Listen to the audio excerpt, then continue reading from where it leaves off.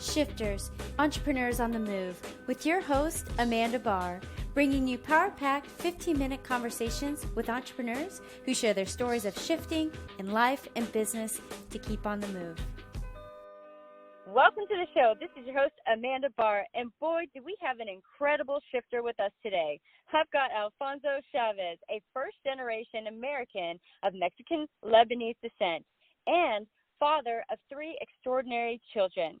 He's founder and CEO of Mocha Media and received his BA in Economics and Philosophy from Boston College, BM in Professional Music Cum Laude from Berklee College of Music, and MSc Magna Cum Laude from Columbia University in Technology Management.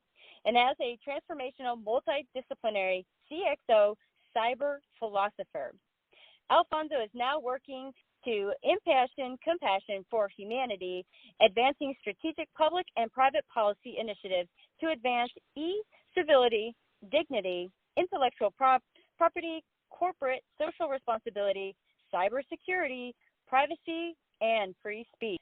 We are so excited to dive into your world, Alfonso. Welcome to the show. Thank you, Amanda. It's an honor to be here. Thank you for inviting me. Absolutely.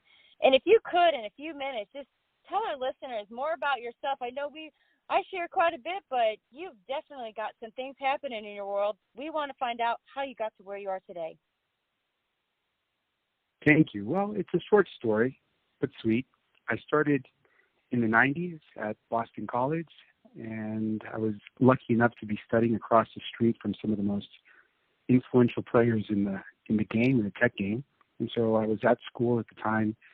Companies like Yahoo and Google were born, and it was a very exciting time to be in the presence of these amazing new entities that were being brought into the market.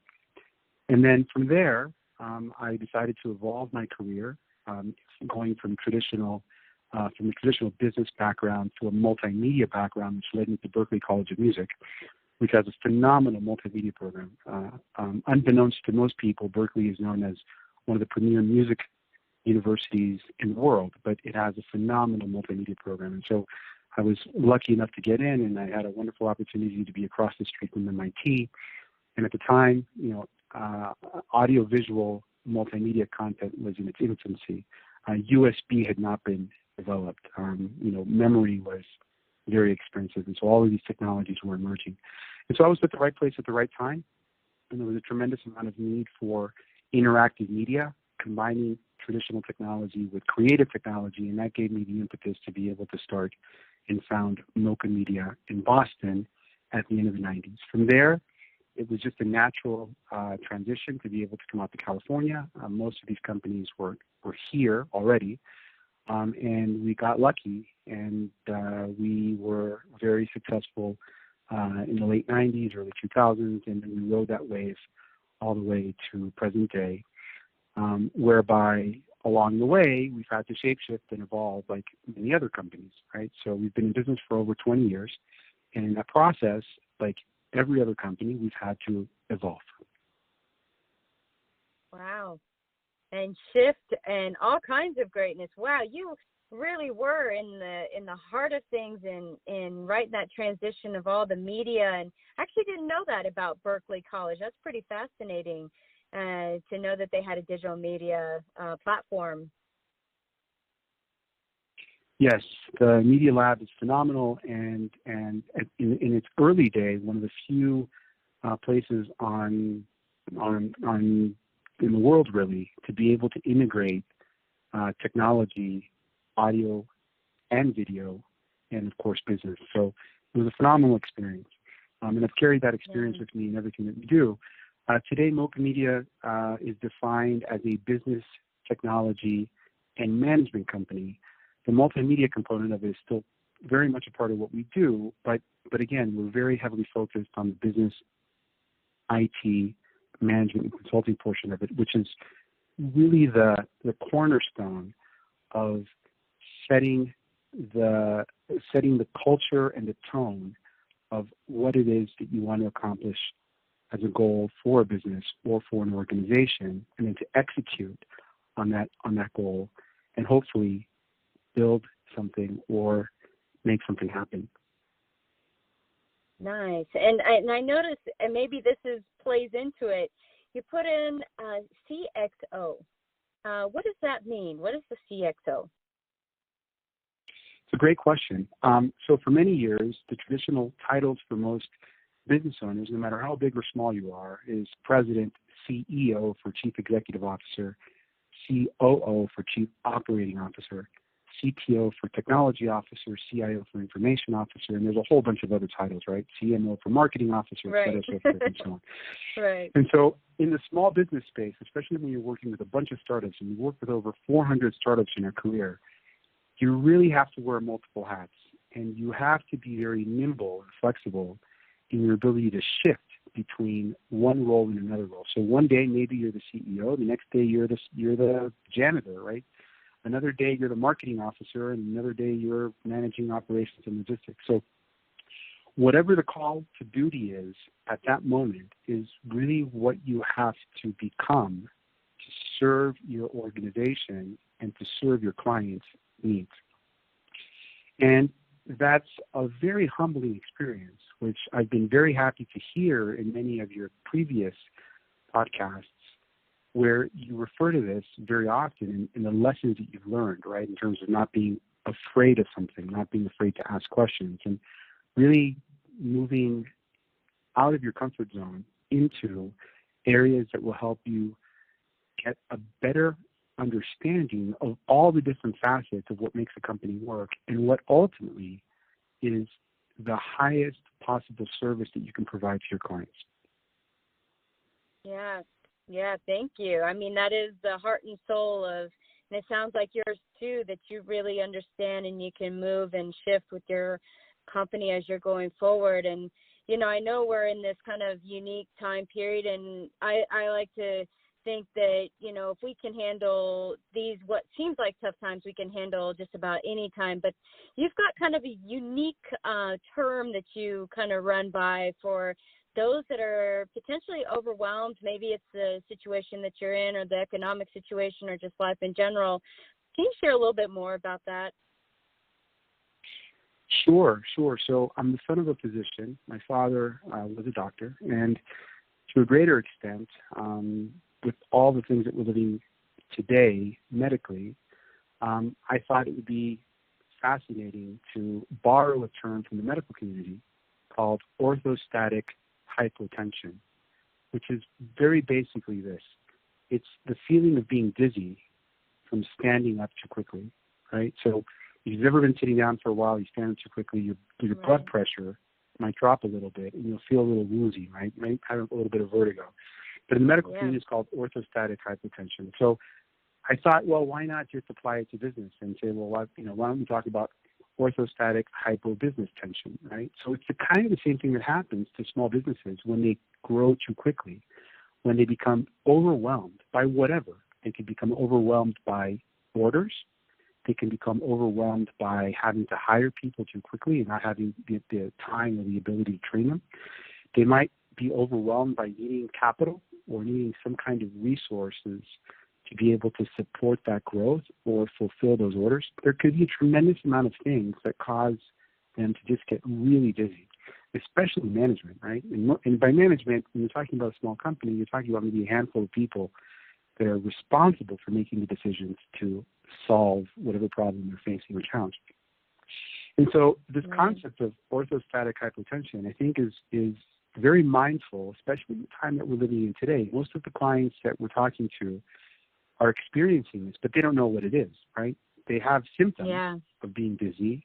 They have symptoms of having vertigo, but they don't know what it is. And what it is it's really growing too quickly, or maybe being overwhelmed by something. And so I think that the lesson that we could take is from this analogy is to say, okay, everyone needs to find their pace.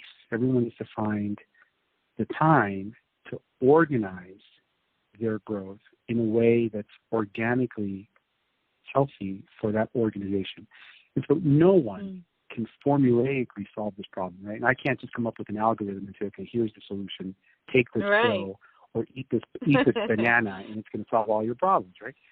in this case, and one of the things I like about the RTB group and what you guys stand for is the fact that you are collaborative, right, in terms of being able to allocate and bring resources to the table that might be able to help figure out how to be able to, resolve this orthostatic hypobusiness tension in a way that's productive for the organization. So at the end of the day, if you don't deal with it, you could break something, right? I mean, clearly, everyone knows the risks of being dizzy, falling, and then breaking an ankle, or God forbid, hurting or breaking something else. But in any event, I think it's very poignant for business owners to be aware of the symptoms of feeling dizzy or getting dizzy. And then once they've acknowledged those symptoms, then try to find remedies to make it better. Yeah, it's so fascinating, and what an interesting play off of the medical field. And I know everybody's pretty focused on it now and everything that's happening, but that how you can relate it back to business. Thank you for that. And that's a great nuggets all around, and something to really think about. I think it'll stick out in people's minds when they are feeling like, oh my goodness, that is it. I feel dizzy. don't know what to do next or which way to go, and my next decision, and not being sure. And I think that not being sure is also, when you feel more calm and sit down and go, okay, let's recollect what's possible.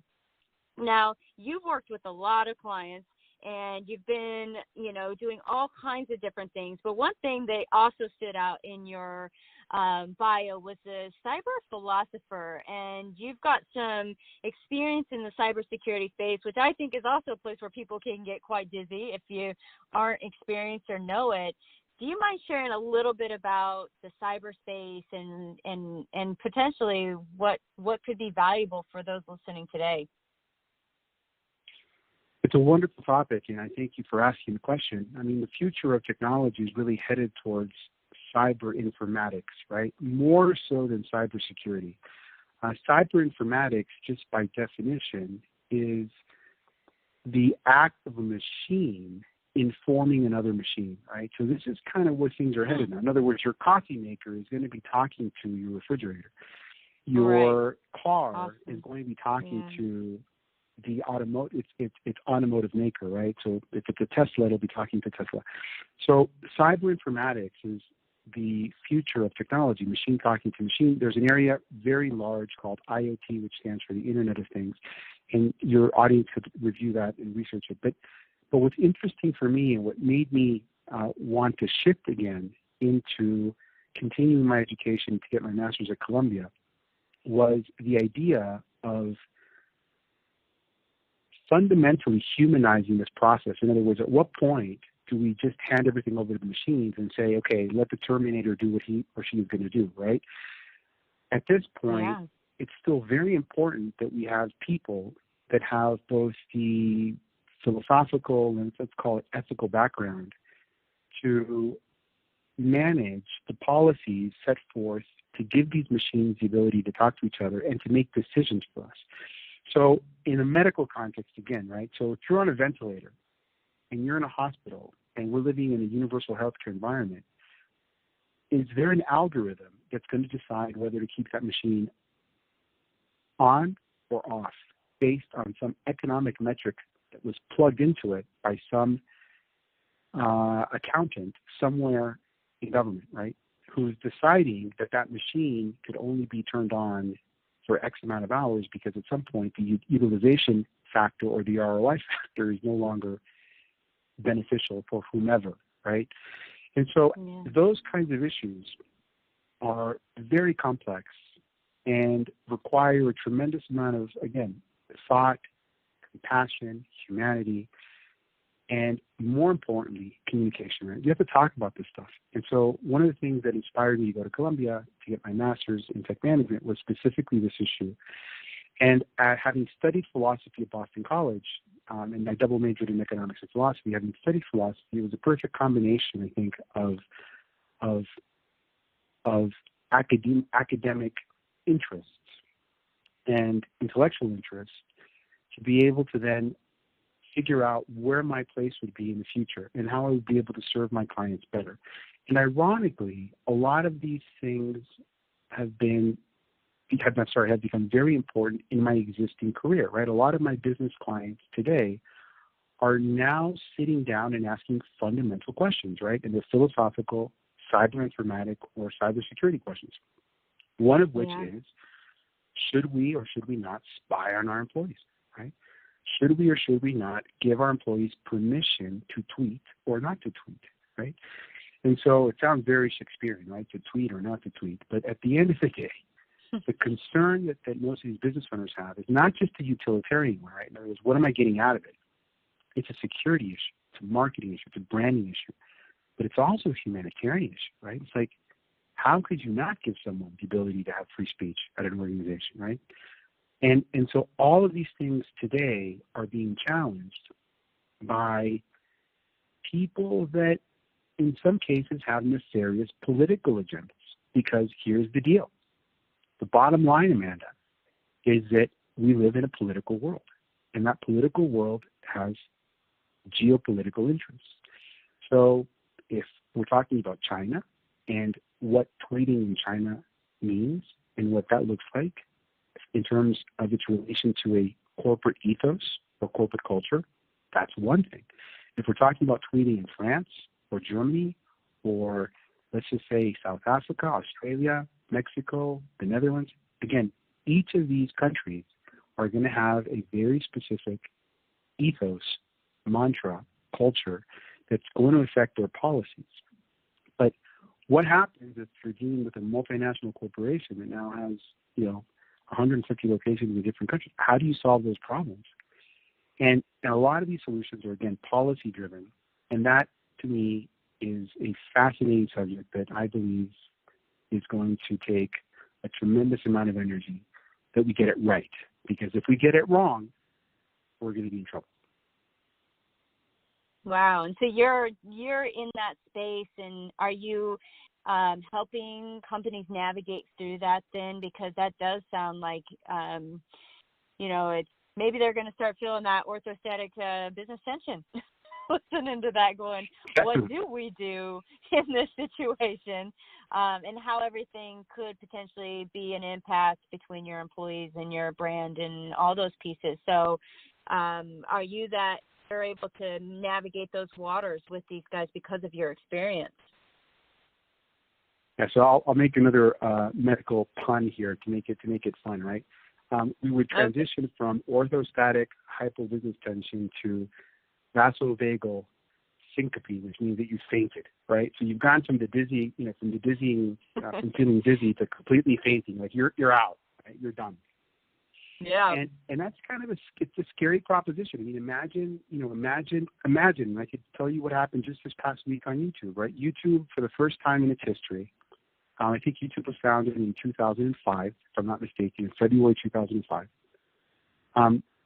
It's a 15-year-old company, right? But YouTube has just created a policy this week that they've said very clearly as of December 9th, they are going to remove any content that challenges the idea that the American election system was compromised. Now, I'm not an expert in this field, nor do I think we should get into a debate whether it was or it wasn't. That's not the issue here. The issue is that YouTube has physically come up with a policy. Again, this is a cyber philosophical issue. They've come up with a policy that says anyone that challenges that idea is going to get disenfranchised, and their First Amendment rights are going to be, in essence, quashed, and they have no right to be on the platform. That's a pretty big step. That's a very bold step that we've never seen before in the history of, let's just say, modern communications. So this is the equivalent to, I don't know, let's just say that the American Medical Association all of a sudden says that we believe smoking or tobacco is healthy for you. And for you to say, well, because the Medical Association or the American Medical Association said it was healthy for you, it's healthy for you, and I don't care what anyone says, and by the way, if you disagree with them, you're banned from YouTube. Well, this example that I just gave you is real because it happened. the American Medical Association, at some point in the past, right? I don't know the exact dates, but someone can help authenticate the dates. But let's just say somewhere in the 40s, 30s, maybe 50s, they said that smoking was good for you. Now, one of the greatest things that we have in the United States today is this concept, or this idea of having the free speech right to be able to either agree or disagree with it and have a conversation about it, right? So I'm not going to get into whether we should agree or disagree, but I would adamantly argue that we have the right to talk about it, whether it be digitally or whether it be conversationally or whether it be through any other means necessary.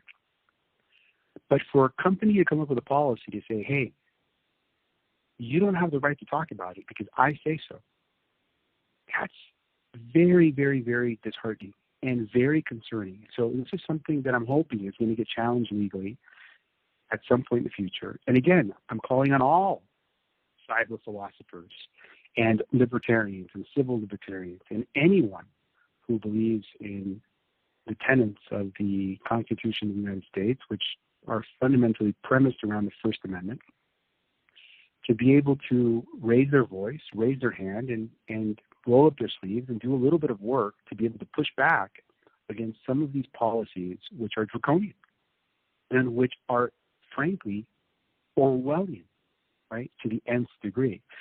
And so, again, we're at an infancy level here of a multitude of policies that are going to come down the pipe because once we allow machines to talk to machines, they're not going to have the time or the intelligence or the space to pause and say, well, let me think about this before I actually pull the plug on Amanda's respirator, right? Or maybe Amanda shouldn't drive today because we don't think that, she hasn't walked enough, right? She hasn't done enough exercise, so we're going to restrict her vehicle use ability. And we're going to make her walk to work today, right? Because she hasn't walked enough. I mean, again, I'm being comical and I'm being a little bit cynical, but I'm just giving you an example of how extreme things could get if we don't pay attention to what's happening now. Yeah. Thank you for sharing. I think sometimes, if you don't know what you don't know. And, you sharing that today and obviously, keeping, I think, businesses aware of what are the policies and regulations, do you know, and then what are you doing about it? And also making those decisions and really having a team of people to walk through those decisions, and how are they going to impact you, your business, and everybody else is connected to you, because it's bigger than sometimes just you, just something you're saying. So, we could talk about this for hours, and I know our podcast is, I've got to wrap us up, but you've opened up quite a space there, and obviously we're going to have your contact information. So if anybody is, wanting to know what they can do about this or how they can, get your advice or your help, definitely to reach out to you. But before we, wrap up, I want to know, you gave us so many nuggets today. I know you're packed full with many, many more, but if you could, as we're going through this and talking about the tension and overwhelm and all these different things happening and the regulations, what keeps you on the move?